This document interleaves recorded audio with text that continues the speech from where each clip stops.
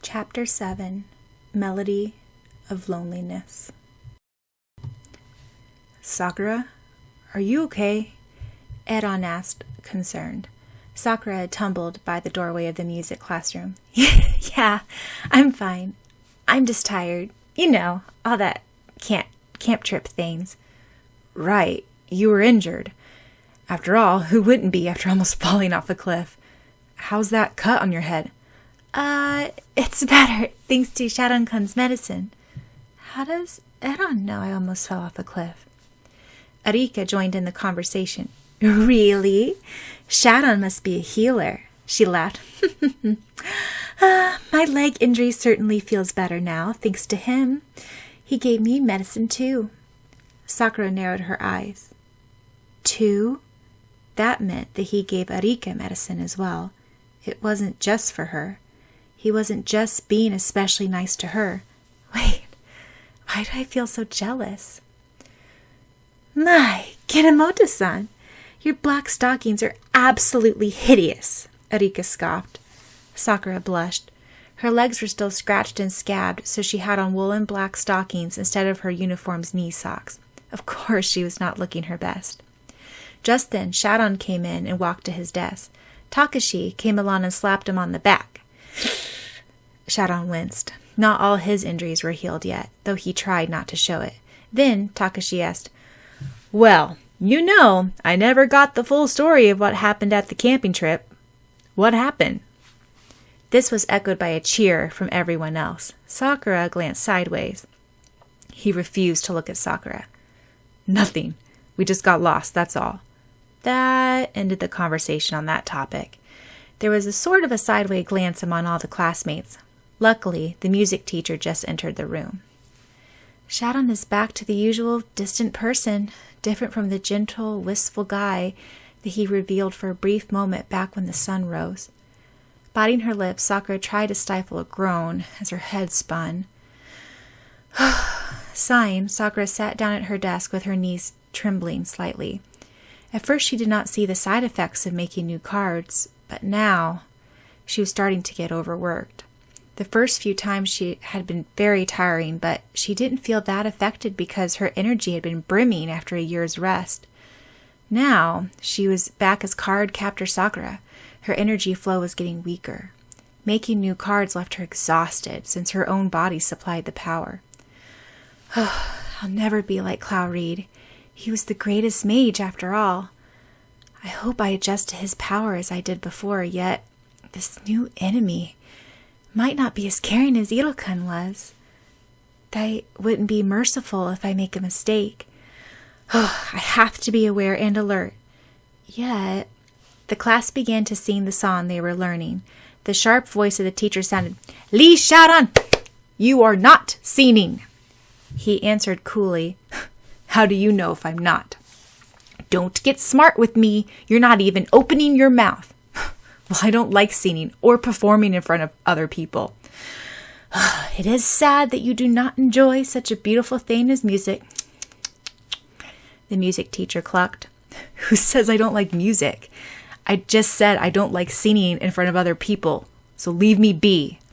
The music teacher was about to flare out at the impertinent boy, but the whole class was silent. Instead, she commented, Well, it's not a shame to try, even if you're not good at it. Class, let's move on to our music compositions. Frowning again, Syaoran muttered, Who says I don't try? And certainly who says that I'm ashamed or that I'm not good? His ears turned pink as all the other students nudged each other, giggling. Lee-kun can't sing. Especially, he couldn't stand Eran's smirk, since Eran was one of the most talented in everything at Seiju Junior High. Sakura sighed. She struggled to keep awake in class. All her books clattered to the ground as she started to doze. The whole class stopped their singing. Kinemoto Sakura! The teacher scolded. You students are just impossible today. You don't deserve to go to camping trips when you work less hard than ever. Then the winter concert will be coming up in no time. Sakura! Sakura has started to doze off again. You're home early, Oni-chan, Sakura said as she grabbed the banister of the staircase, trying to support herself from falling. Sakura, are you okay? You look like you're going to fall over. No, I'm fine. I just had a tiring day at school, that's all. She wandered over to the living room and picked up a violin in its case. What's this doing here? Isn't this your violin? Yeah, I found it when I was cleaning the basement. Brought back old memories. Mother was very talented in music. Remember? I used to be quite good at playing it. Now I don't have time to practice anymore. I just brought it up since maybe I can find time to practice. Or maybe you want to practice? Sakura opened the case, taking out the beautiful polished wood violin with unique carvings on it. She fingered the strings carefully in awe. Then she opened a side pocket. Inside was some old music compositions. To her surprise, there was sprawling handwriting on the farthest right-hand corner of the composition. To Nadesco, the one who taught me to learn, from Ryuren. Who's Ryuren? Oni-chan, this violin used to be Mother's, right? Yeah, I remember that when she played the violin, the melody rang out so sweetly, and everyone fell silent to hear it. That's one of the things she was good at. You should take after her. I think someone gave her that violin. It's one of those rare, one-of-a-kind ones. See the unique design? And those music compositions. I wonder who Ryuren was. I never got to play that piece. Try it out sometime. Mother used to play it to me sometimes. It was so beautiful that it made me sad, but she always said it was only one half of the song. Do you know what it means? But every time I try to play that song myself, it keeps me back. Wow. Maybe I should start practicing. The surface area of a cylinder is... Wait. Radius squared... times height... Sakura slammed down her pencil. I've got a headache. This math problem makes no sense. Then she fingered the violin again. Ryuren. Should I know that person? Tap, tap, tap. Huh? Kiro-chan, is that you? Kiro replied, It's coming from the window. Gingerly, Sakura walked to the window. A boy's face stared back at her with startling amber eyes. Whee! Wait, is it Syaoran-kun? Her brother called from downstairs. What's the matter, Kaiju? Nothing. I just figured out my math problem. Then she opened the window. What are you doing here? And why didn't you come through the door? This is the second floor. Well, actually, your brother was there, so I didn't want to bother him or anything. I only came to get my jacket. That's all. My apartment key's in there, and everyone's out today, so I can't get in. Of course, I could always break into my house, but then Wei will set off the burglar alarm, so I just thought it was more convenient to come get my keys. Brat. What are you doing here, invading a girl's room? Are you trying to kidnap Sakura-chan or something? Kiro accused. You! Fukisho! Syaoran let go of the windowsill as he got out his incantation papers. Watch out! Come in. I'm sorry I forgot to give your jacket back at school. My head's awfully slow these days. Isn't it always slow? Syaoran muttered. Hey! Just joking. Suddenly, he became weary and jumped onto the windowsill. His sword appeared. What's the matter?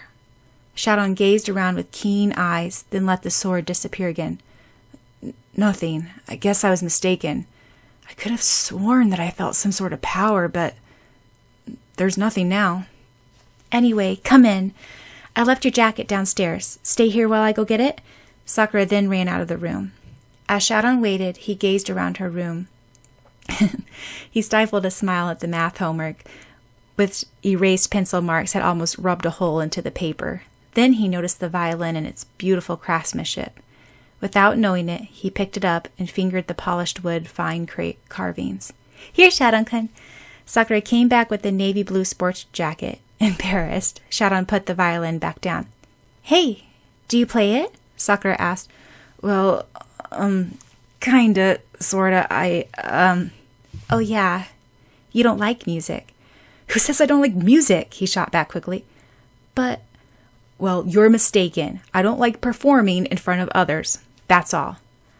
Oh, Sakura picked up the music composition and sighed. Do you know anyone called Ryuren? Syaoran froze for a moment. What did you say? Ryuren. That person gave this music composition to my mother. This violin used to be my mother's. After she died, Oni-chan used it. Ryuren. It can't be. That's my father's name. Actually, it may be possible. Your father? Sakura asked in surprise. Then he must have given this piece to her. I think I would like to hear it. Oni-chan said that mother played it beautifully. I'll play it for you, if you like. You play violin, but you suck at the recorder. She squeaked. Syaoran fingered the papers and looked over the music. His eyes looked painful for a moment, then he ran a finger along the strings of the delicate instrument.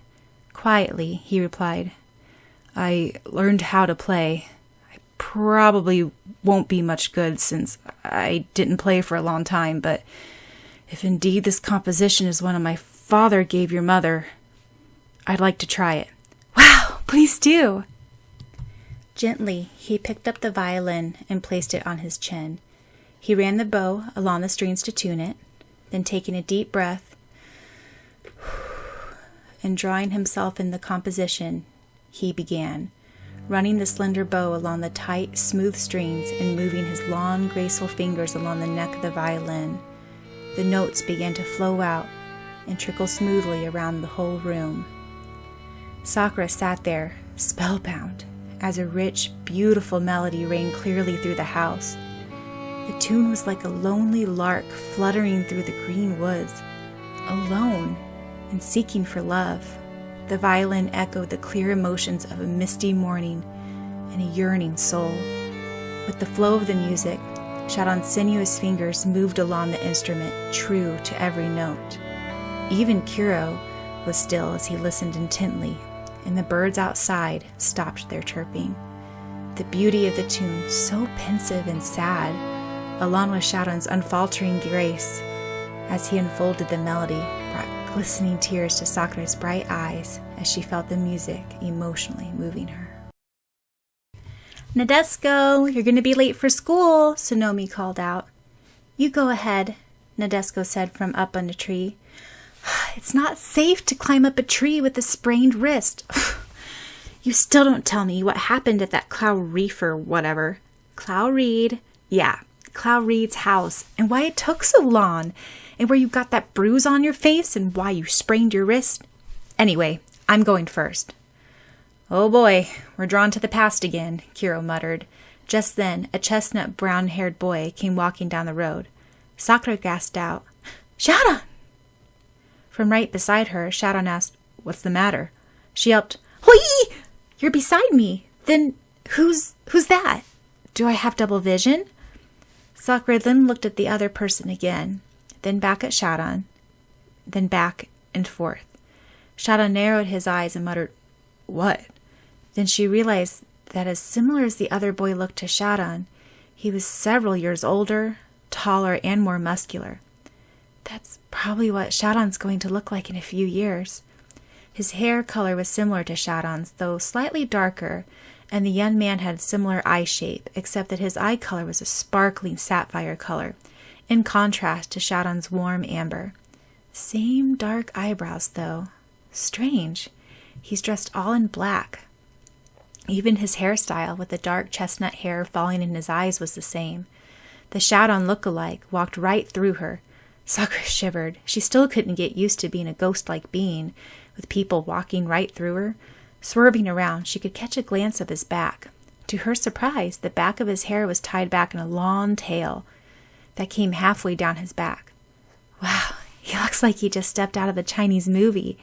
He definitely stood out from the people in Japan. She glanced sideways at Syaoran to see his face was deadly pale, and his fists were clenched. Kuro was raising an eyebrow and looking over the mysterious young man. Ah! Just then, Nadesico's foot slipped from the highest branch. Desperately, she grasped for a tree limb, but due to her arm, she couldn't hold on. Watch out! The young man shouted. Quickly, he jumped over the fence and ran to the tree, arms out. Nadesico fell straight to his opened arms, and together they rolled over the grass, with her on top of the boy. They were dazed. After the mysterious boy gathered his wits, he muttered, God, I thought I'd have a heart attack. Little girls like you shouldn't climb trees too high for them. Nadeshko replied hotly, I'm not that little. I'm 14, and I don't believe you're any more than a few years older than me. It's just that I'm a little hurt. That's why I fell off the tree. He murmured, 3 years younger than me, with a very quick tongue. Nadeshko gazed up at him with bright emerald eyes. Her heart pounded as she realized that she was half sitting on a stranger's lap.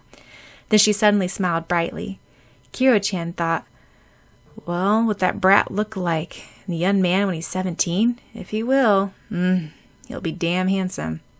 Well, anyway, thank you for saving me from the fall. I would have broken my bones if you hadn't.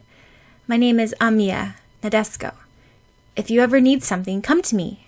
I go to Seiju Junior High. Where have I seen such vivid green eyes before? He murmured to himself. Then he said, well, thank God you're not any heavier. If you were, I would have been crushed by the impact. Get up now and go to school if you're not hurt. Thanks again. Are you new here? I never saw you before, I believe. What's your name? I want to know who I'm in debt to, so I can pay you back someday. I don't need the help of someone like you. It's none of your business of who I am or what I am, little girl, he said curtly. Fine. Still, I'm not little, and my name is Nadeshko.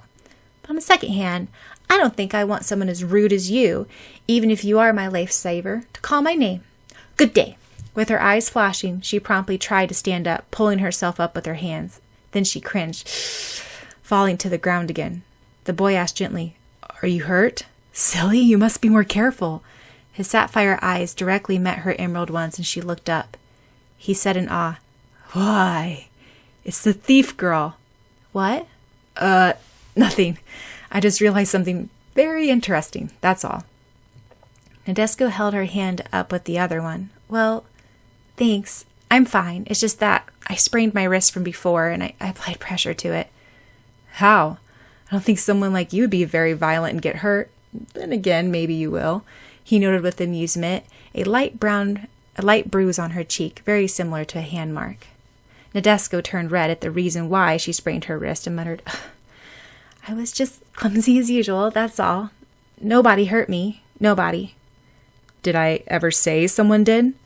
Nadeshko turned even redder at his remark. He asked, bemused, Do you hate the person who hurt your wrist and slapped you? No. I was the stubborn one. He warned me, and I wouldn't do what he wanted to do. I don't blame him at all. It was important for him, I know. He did what was expected, but I just couldn't let him have his way. It was all my fault, I know, but still, I couldn't give in, and she looked up with shining eyes that reflected the sunlight. The boy put a forefinger over his lips and murmured, Shh. You don't have to tell me all of that. It has nothing to do with me, does it? But I think that the person who did it would regret his rash action, if nothing else, and would recommend an ice pack and compression, and some ointment for the bruise on the face. Little girls don't look pretty with bruised faces. Nadeshko fingered the bruise on her face and looked up, bewildered, and asked, Have I met you before? You seem very familiar. The strange boy stood up. No, you never met me before. And if you're lucky, you'll never shall again. Goodbye, little thief girl. Hurry up, you're already late for school. And don't be so clumsy from now on, climbing trees when you're hurt. Now go along, don't draw any more of my time. I'm a busy man. He smiled a careless grin, flicking his hair and walking away. She clenched her fist angrily and called out, I'm not little nor a thief. And the reason I was climbing the tree, I was trying to put a little baby bird in which fell from its nest. The boy was already gone, but he smiled in wry amusement at the last remark. That's a pretty stubborn, hot-tempered thief girl. Too bad she crossed with me the first time she met me. Poor thing. But she is an obstacle. Just an obstacle to get rid of. Nadeshko pouted, muttering, Little thief girl, indeed. What is he? He's only 3 years older, and he acts like he's so much wiser. I regret that he was the one who saved me. He's so... Wait. You thief girl, you'll regret the day you met me. You'll regret ever so much that you didn't give me the scroll. I'll have things my way. The mysterious person I met last night that tried to take the scroll away, he called me thief girl. And this person called me thief girl also.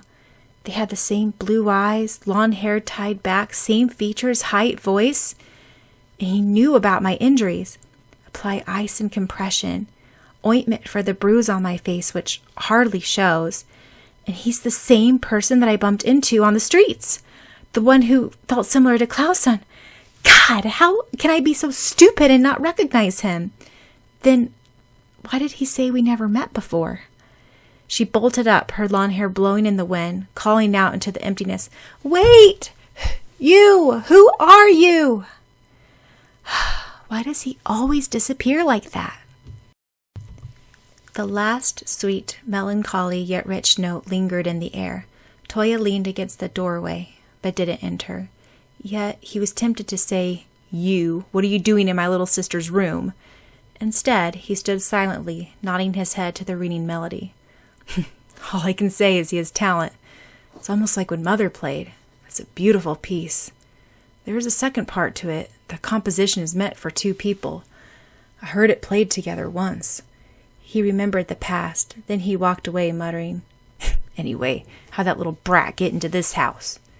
Sighing, Syaoran said, breaking the silence, Whew, the thundercloud passed away without striking. Is there a second part to the composition? Huh?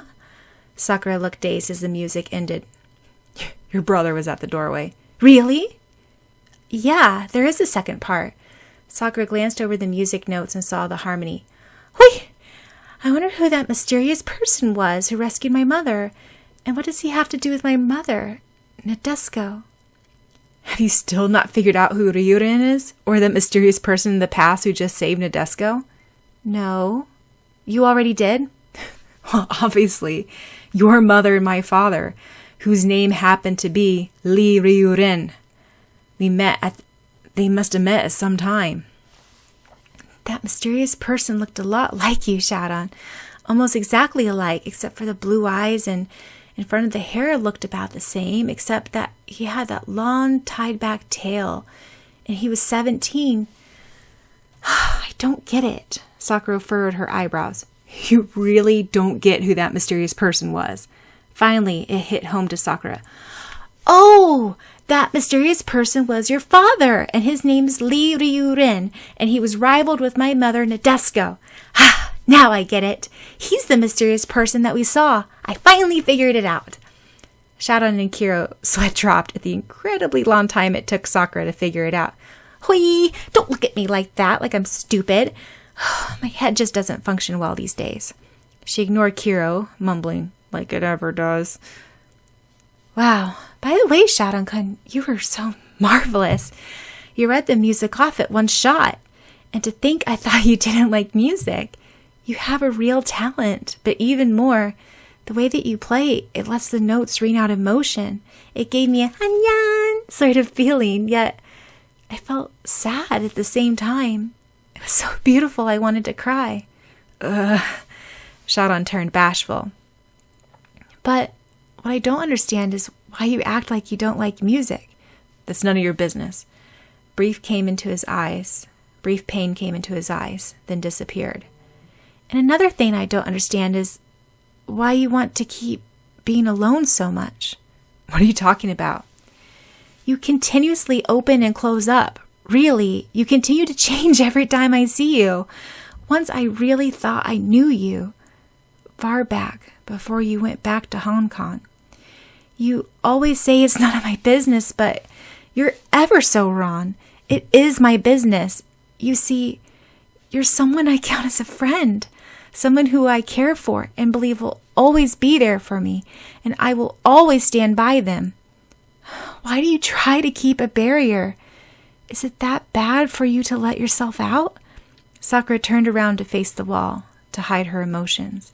Syaoran replied coolly, You don't understand, do you? I am different. I was brought up differently, and I was brought up to be alone and to count on myself and not to trust. I was taught not to lean on others. That's why I was named after the wolf.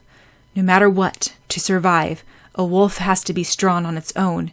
It runs in a pack, but all the same, a wolf is a lone dog, always gazing at the moon, wondering when it will get there.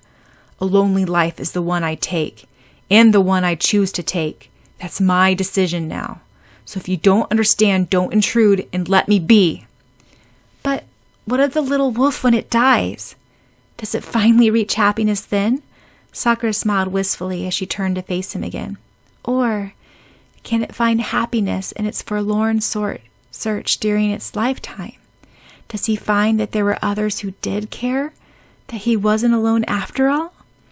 She then sat down on a chair and looked over the music composition, facing her back to Syaoran.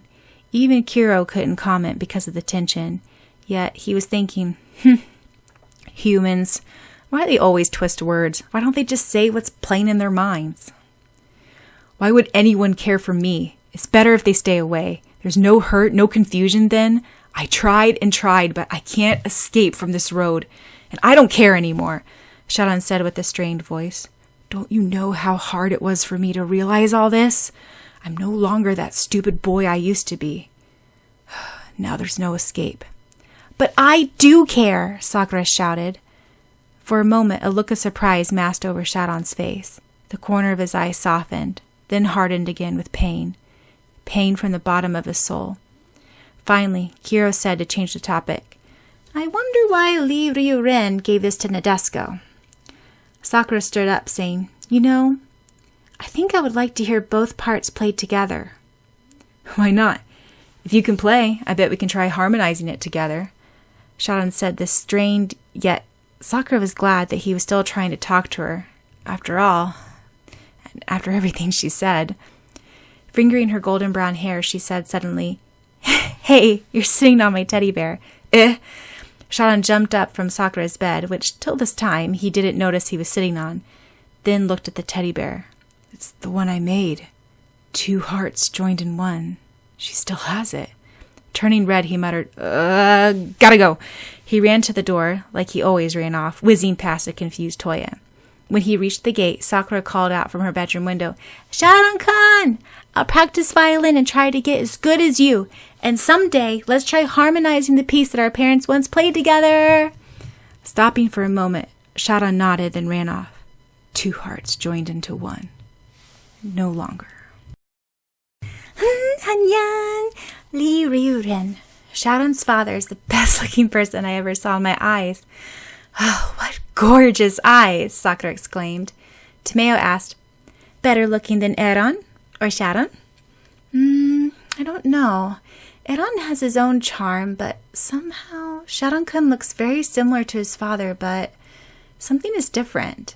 Then, thinking about it, they're very similar, even in their solitude attitude.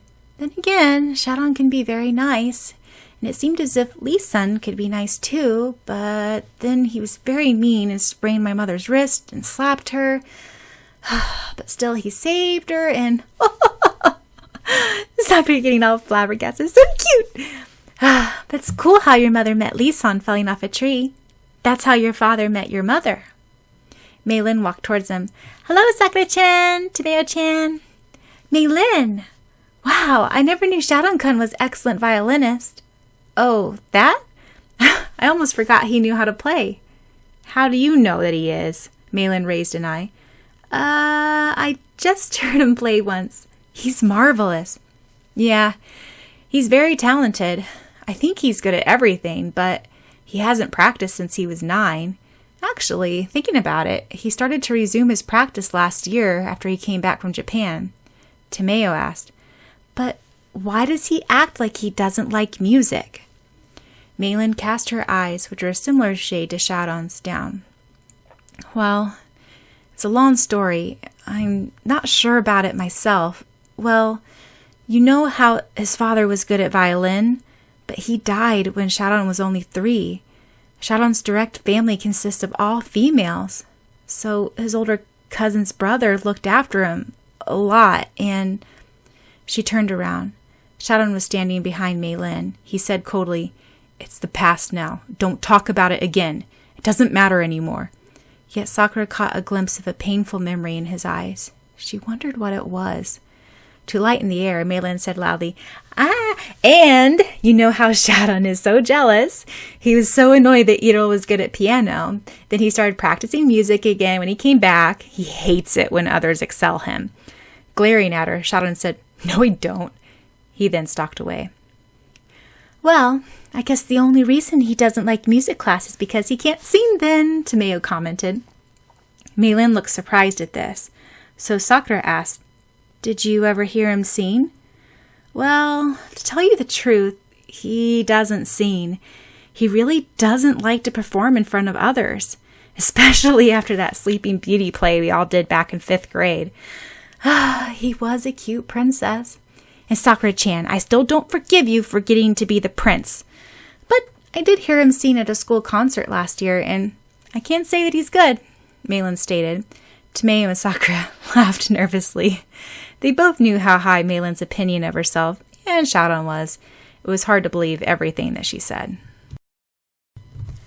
"Why did you come and shut me up?" Melanie asked during lunchtime. "Don't go around blurting family business. Don't talk about him," Syaoran said, looking down at his sandwiches.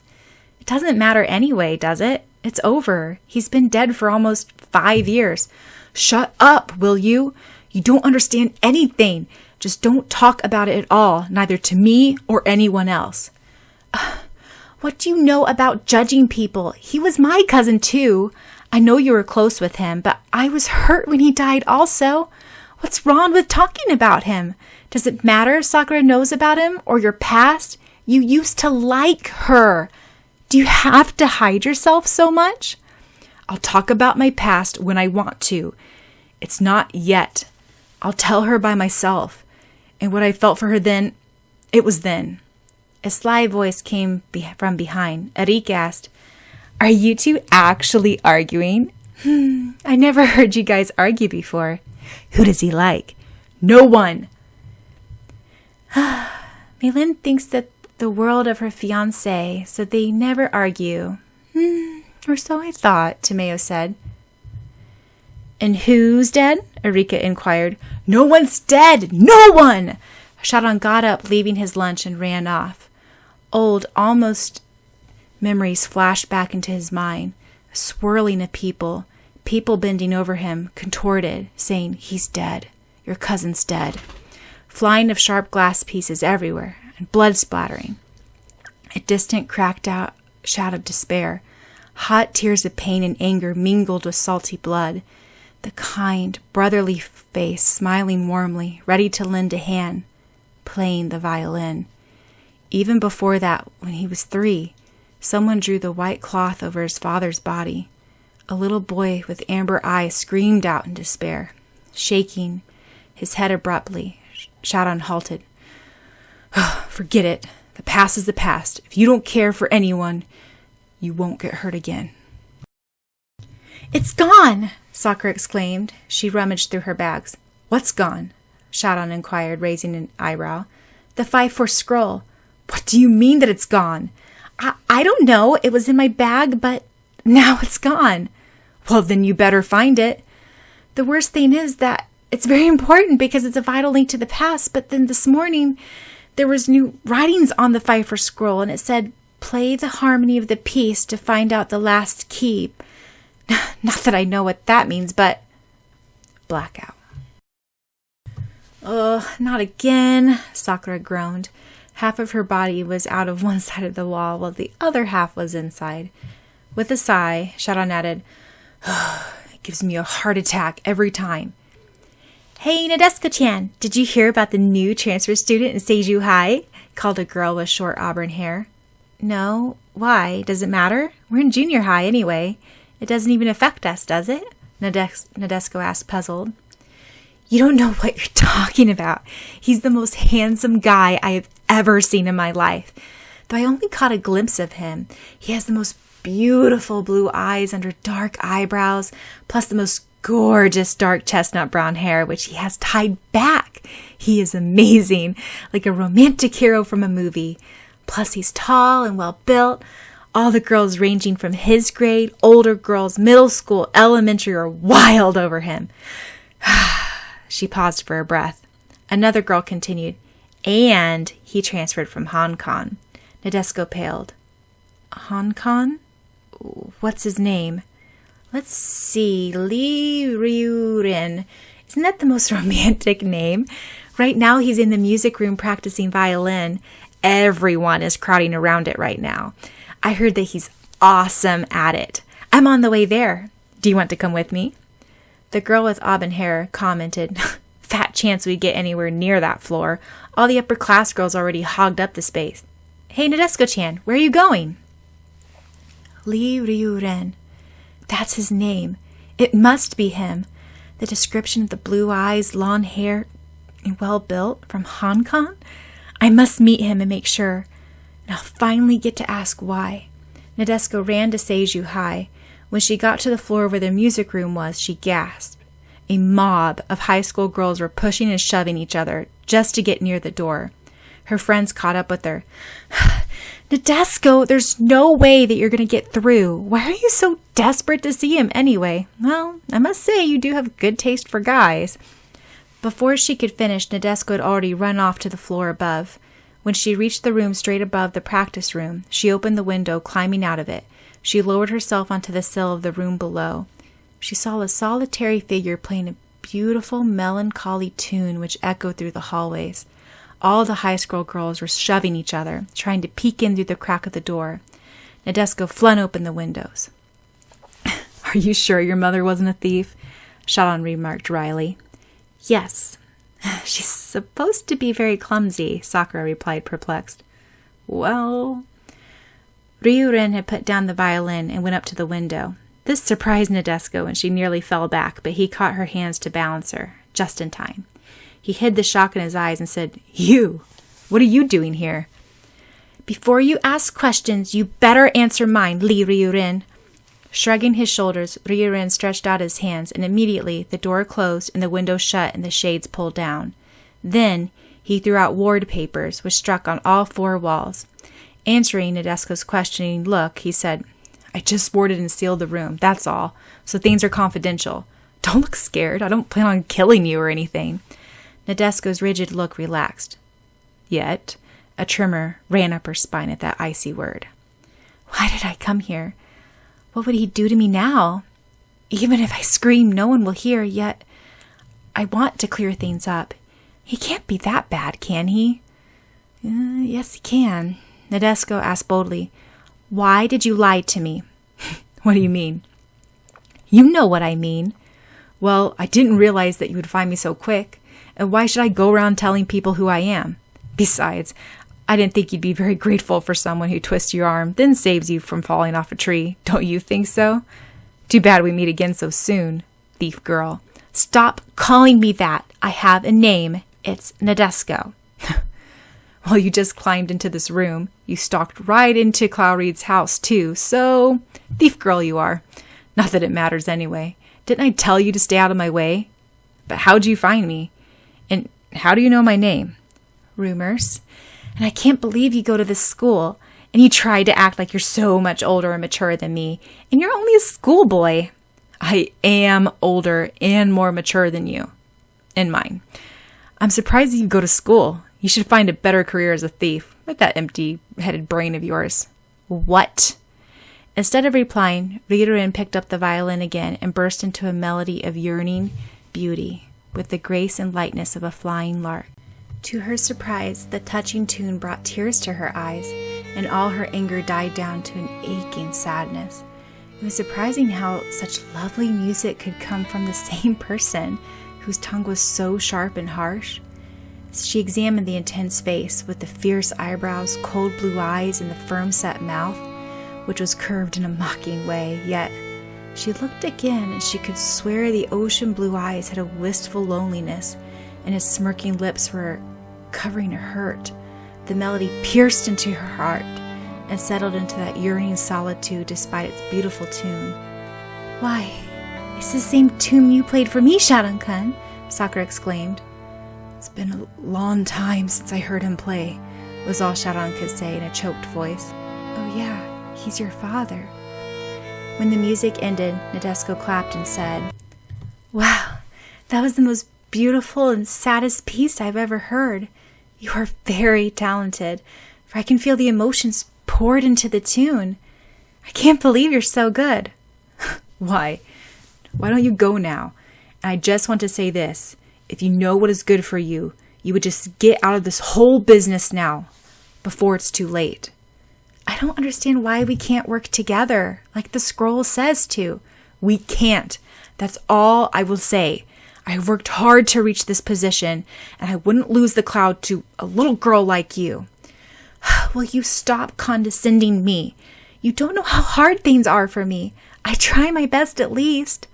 Do you think I like having this kind of power? To speak with the dead, have a second sight, thrown on responsibility that most teenagers don't even dream of?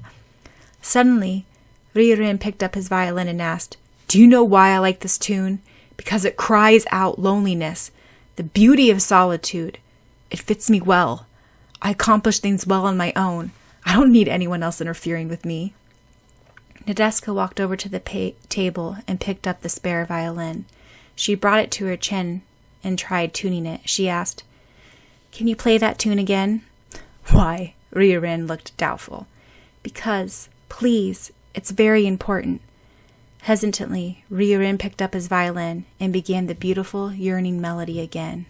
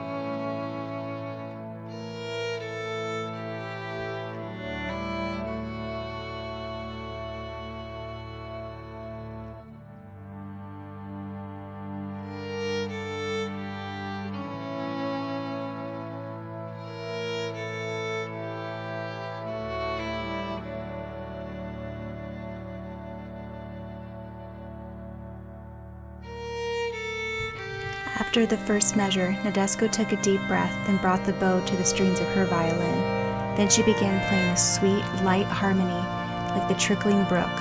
Alone, each tune sounded lonely, but once the harmonies were combined, it was like a waterfall with a glimmering rainbow and spring birds chirping happily together. At first, Ryurin looked surprised, yet he continued on. Together they played the beautiful tune as the melodies complemented each other to create unison. Wow, the two melodies corresponded to each other. They go together and it sounds even more beautiful, Sakura awed. Yeah, I wonder how she knew the harmony, Syaoran pondered. Listen, it sounds as if it's one. It really hurts me because of its flowing grace. At that moment, the music was at a climax, and the two bows ran over the violin to produce the most richest, lingering notes that run out, happiness and warmth. Together, the tune doesn't sound lonely anymore. It's just as beautiful, but now the music gives me a sense of belonging and homesickness. It gives me a yearning happiness, as if I'm found after being lost in a mist, that I'm the one of the stars amidst all the celestial beauty of the sky. Sakura clasped her magic key. I feel just like I did when I was so confused, and then I finally found out the one I loved was two hearts joined in one. Together, the music was brought to a ringing, graceful end. At first, Ryurin gazed at Nadeska in awe and surprise. She smiled back. Finally, he said, I never knew there was a harmony to this piece. How do you know it? Maybe I heard that tune in a dream. This is the first time I'm playing it, and it's the first time I heard it. You're very musically talented, then, Ryurin admitted grudgingly.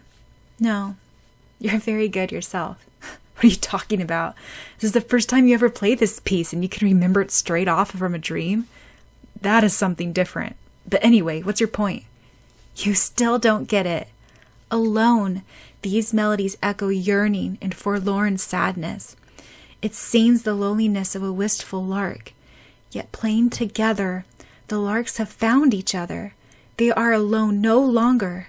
They are together and happy. That is all I wanted to show, that being alone is not always the best choice. That is the double beauty of this harmony. So what? Don't you get it yet? You don't understand, do you? Understand what? Suddenly, Ryorin walked over to her. No, you don't understand. But it would be much better for both of us if you would just give up the other half of the 5-4 scroll to me. Then you can wipe your hands clean of all things before you are hurt. For a moment, Nadeshko's heart thumped hard, since his head was so near hers. Then she turned around and took out the scroll from her bag. This is all for the best. There's nothing more I can do. Here, you can have it then. I tried my best, but you're the one who doesn't understand. I guess I'll be more of a hassle for you anyway. Now, you're satisfied, right? She placed the scroll in his hand, and Ryorin looked surprised. Just then, a bunny-like thing appeared and slapped his hand. Ryorin dropped the scroll. Hey, what'd you do that for? He glared at Moonstone, who appeared from nowhere. Give half of the scroll back to Nadeshko-chan. Why? She gave it to me. It's mine now. Now! Moonstone, a stuffed animal like he was very forceful. Okay, you bunny-headed doll. You! Moonstone sent out an electric shockwave, electrocuting Ryorin. Nadeshko's sweat dropped. Wait a second. We have important business.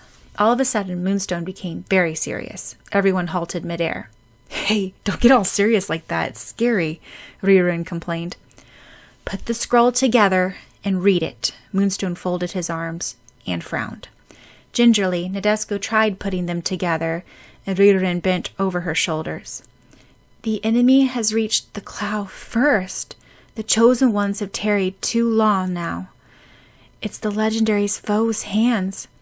Taking a harder path, the chosen ones will have to recover it before destruction occurs. There was a horrified expression on everyone's faces, including Syaoran and Sakura's. Ryorin exclaimed, What the heck does this mean? The chosen ones. I guess that means us, but who are the enemies? Nadeshko clasped the scroll tight. Does this mean that they have the cloud before us? Have we failed in our mission? These legendary enemies have found it first. Now, things are harder for you two. You must find it before they cause any more harm. You two have waited too long. Get a grip now and work somehow to retrieve it. Slamming his fist on the table, Ryorin said, It doesn't make sense. Who got it first? And what does it mean by destruction? Dunno. Figure it out yourself. I'm just your advisor. And what I do advise is you better watch out for them now. You two just brought a lot of trouble on yourselves with all that bickering and conflict. Don't disappoint your ancestors. Prevent the destruction before it's too late. Bye now. The bunny thing disappeared again, Ryorin exclaimed. Then he turned serious. The enemies have gotten the cloud first.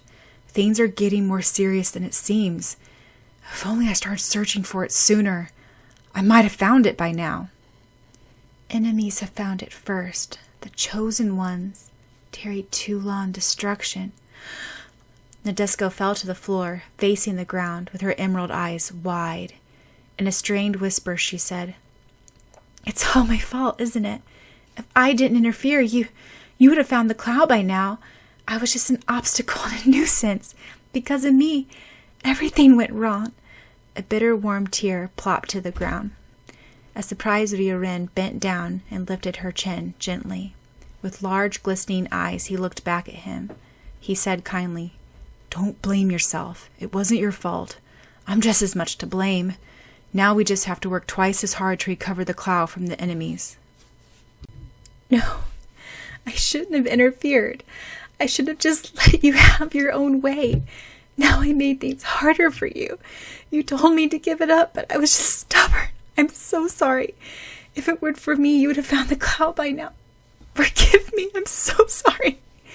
She sobbed harder, leaning against Ryorin's chest. Hesitantly, he flicked away the tears on her face with his forefinger. Don't be silly.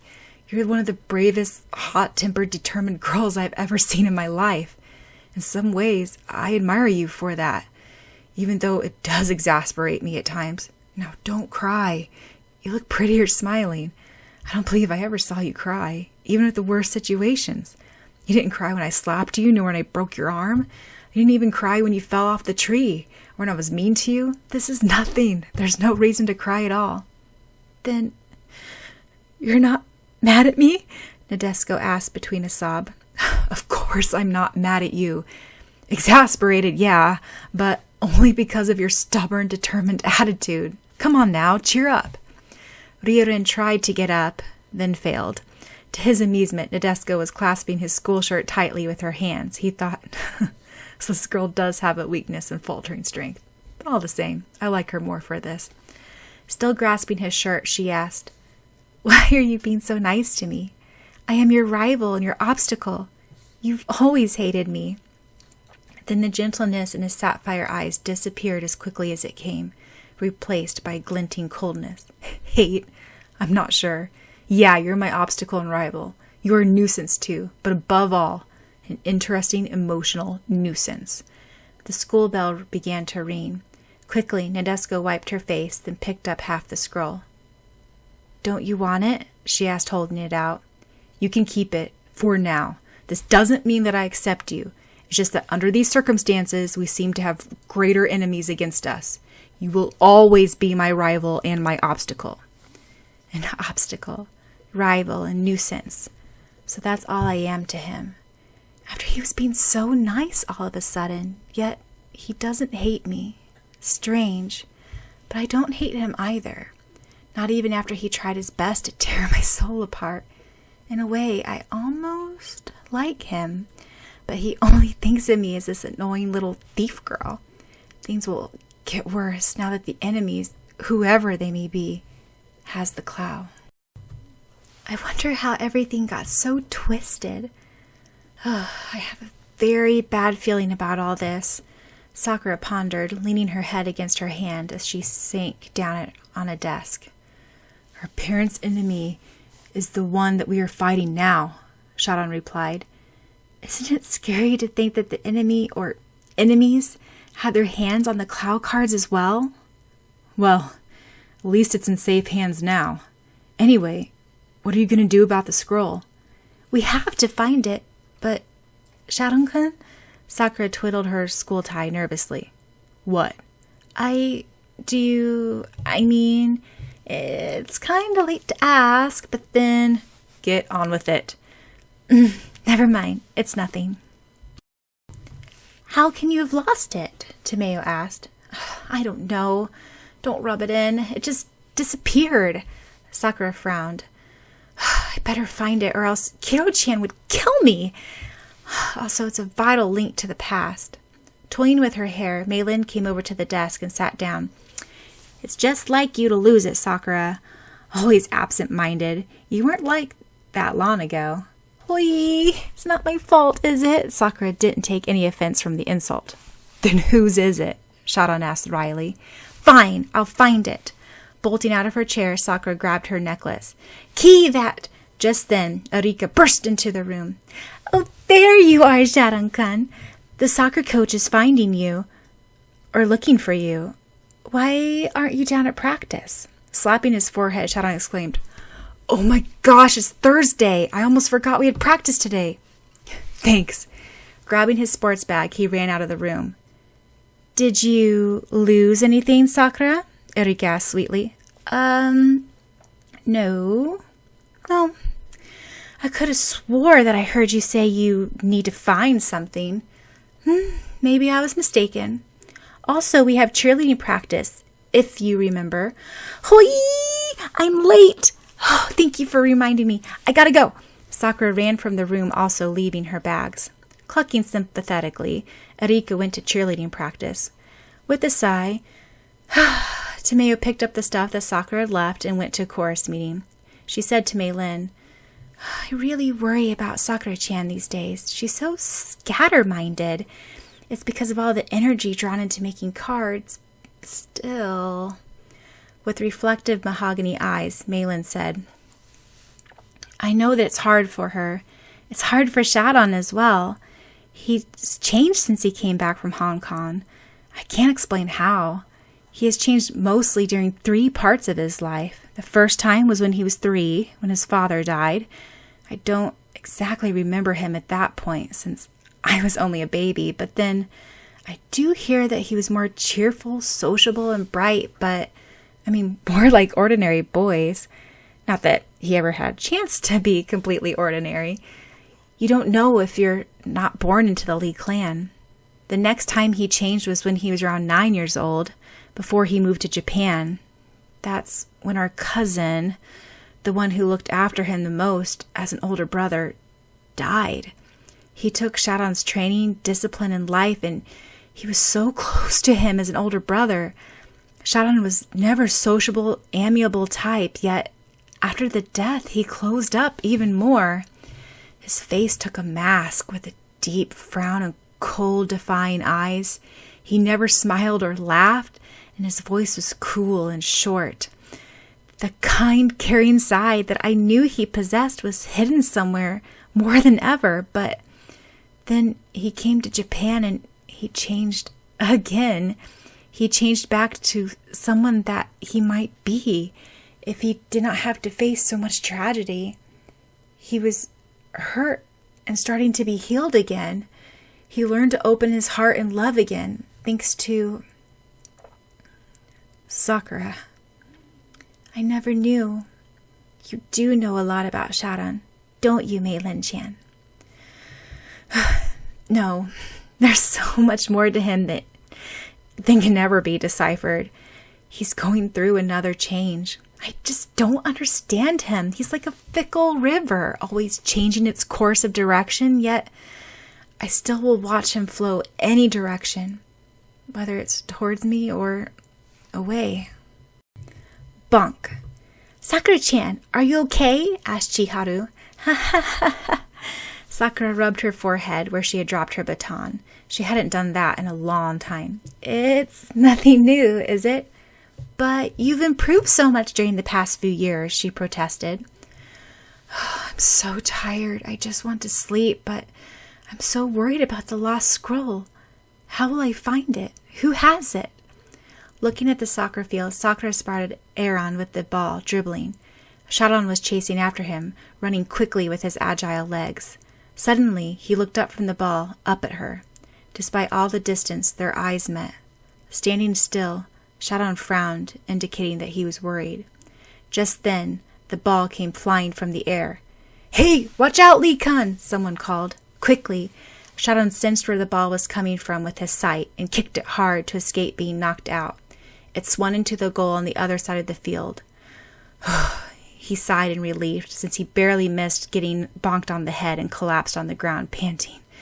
Everyone laughed at him for taking his eyes off the ball, yet odd as well, even though Syaoran had succeeded in getting a point from the opposite team. Putting his hand on the back of his head, Syaoran tried to cover up his embarrassment, yet no one was looking. He glanced back at Sakura with troubled eyes. "Nice going," Syaoran remarked dryly. "I hope you don't do that in the actual game.